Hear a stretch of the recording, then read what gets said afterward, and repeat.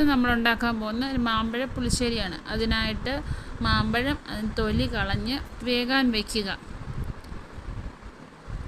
അതിനുശേഷം മാമ്പഴം പകുതി വേവാകുമ്പോൾ അതിലേക്ക് 2 സ്പൂൺ ശർക്കര ചേർക്കുക. ശർക്കര ചേർത്ത് അത് നല്ലതുപോലെ കുറുകുന്നിടം വരെ വേവിക്കുക.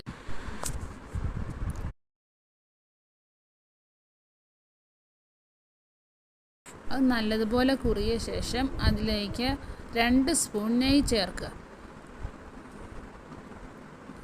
നെയ്യ് നമ്മൾ ചേർത്ത ശേഷം അരപ്പ് ചേർക്കുക. അരപ്പിനായി നമ്മൾ ഉപയോഗിച്ചിരിക്കുന്നത് 2 പച്ചമുളക്, ജീരകം, തേങ്ങ. ഇത് നല്ലതുപോലെ അരയ്ക്കുക, വെണ്ണ പോലെ അരച്ചെടുക്കുക. അതിനുശേഷം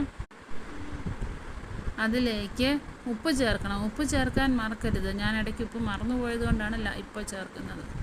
അതിനുശേഷം നമ്മുടെ തൈര് ചേർക്കുക.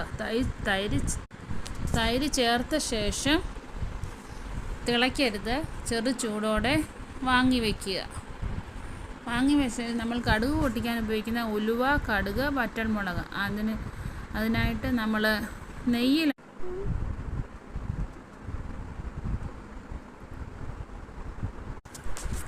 നെയ്യിലാണ് നമ്മൾ കടുക് പൊട്ടിക്കുന്നത്.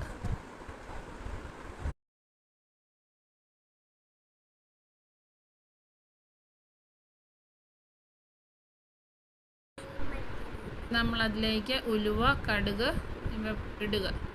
അത് പൊട്ടിയ ശേഷം നമ്മൾ കറിവേപ്പില, വറ്റൽമുളക് ഇവ ചേർക്കുക.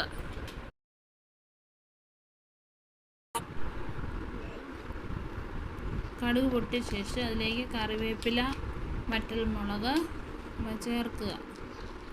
അവ ചെറുതായിട്ട് മൂത്ത ശേഷം കറിയിലേക്ക് ഒഴിക്കുക.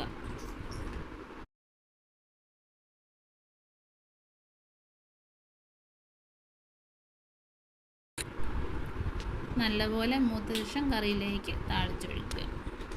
ഇത്രയേ ഉള്ളൂ, മാമ്പഴ പുളിശ്ശേരി റെഡി.